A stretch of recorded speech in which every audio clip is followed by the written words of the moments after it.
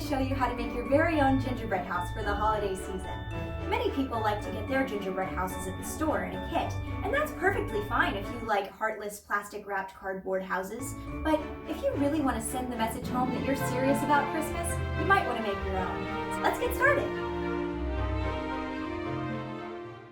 To begin, you will need 5 cups of flour, salt, an entire bottle of cinnamon, 1 cup of molasses, 1 cup of sugar, 2 sticks of butter, and ginger root.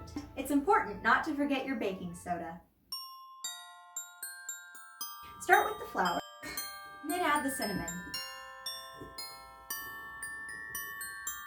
I think that's good. Now that you've added your flour and cinnamon, it's time to add the ginger. You could use powdered, however, I find that using the real ginger root gives you the most intense ginger flavor. So what you're going to want to do is just cut off an entire chunk, just like... Oh dear, I seem to have nicked myself. Just go ahead and add your ginger and we'll be right back. Next, you're going to want to add a teaspoon of baking soda. For best results, be sure to bake your soda an entire night before at 350 degrees.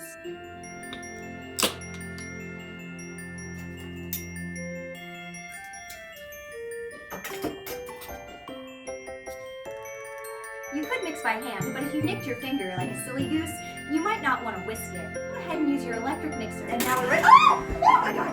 Okay. Let's just try that again. And as it mixes, you can slowly increase the speed.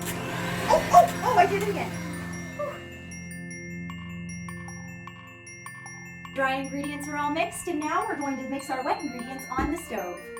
To begin, you're going to want to add your animal fat.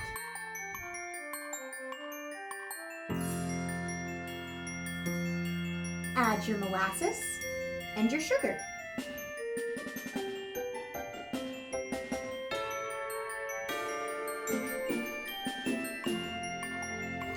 Once your mixture begins to boil, you're going to turn down the heat and begin adding your flour mixture a cup at a time.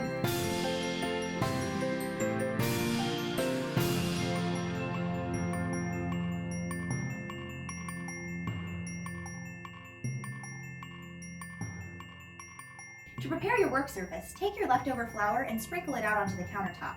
Then, move it all around so it looks like fresh-made snow. Isn't that so fun? Now, take your pot off the stove. Oh! Ooh, still kind of hot. Get some pot holders, and then remove your pot from the stove.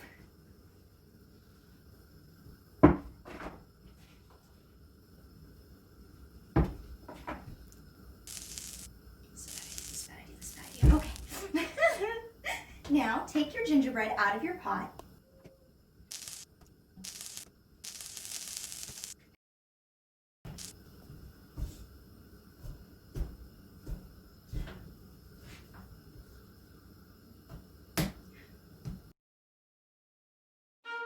To knead your gingerbread, you're just going to want to really attack it with your extra flour. You mix it in, and as you go, I find it very helpful to pretend that the gingerbread is the faces of the skinny girls who used to bully you. So you just attack it as hard as you can, and you add more flour till it's nice and fat. It's burning my hand. This is really easy, and you're going to want to work with it while it's hot. Don't worry about the second-degree burns you might receive. It's for the good of the house, and so it's for the good of the holidays. Now, once you have your dough formed into a nice log like so, you're going to want to take your knife again. There's still a little blood on that. Wipe the blood off the knife. Don't worry, any extra blood that gets on the gingerbread will be just fine. It'll add to the color.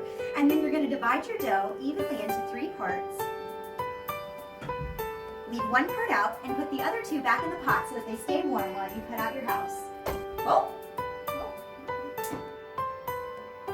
Your last log of dough, begin hitting it with your rolling pin. Make sure that your dough is completely even. Rolling it out all the way to the edge of the table. And then, oh! I think that looks even enough. Now that your gingerbread house is all cut out, you're going to want to place it in a 350-degree preheated oven for 12 minutes.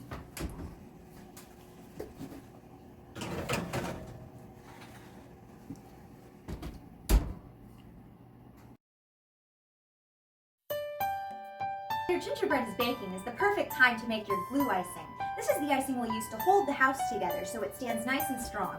What you'll need is 4 egg whites, some powdered sugar, and water. Now, my eggs are a bit on the old side, but I read about this great trick on the internet where you can take an egg and drop it in water, and if it floats, it's bad, but if it sinks, you're golden. So I'm going to drop this egg in, and well, I'm sure that trick is fake anyway. So you're going to go ahead and you're going to take your egg and then crack it over the bowl and just drop it in. You're going to do that with the rest of your eggs. Now we're going to take our egg yolks over to the stand mixer with the whisk attachment. Turn it on high and beat until stiff peaks form.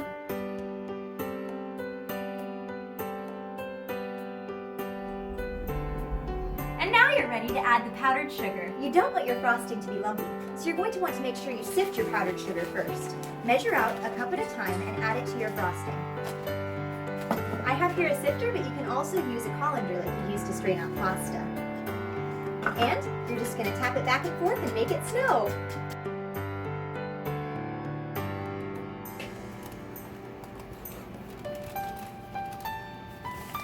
It's like a crouton.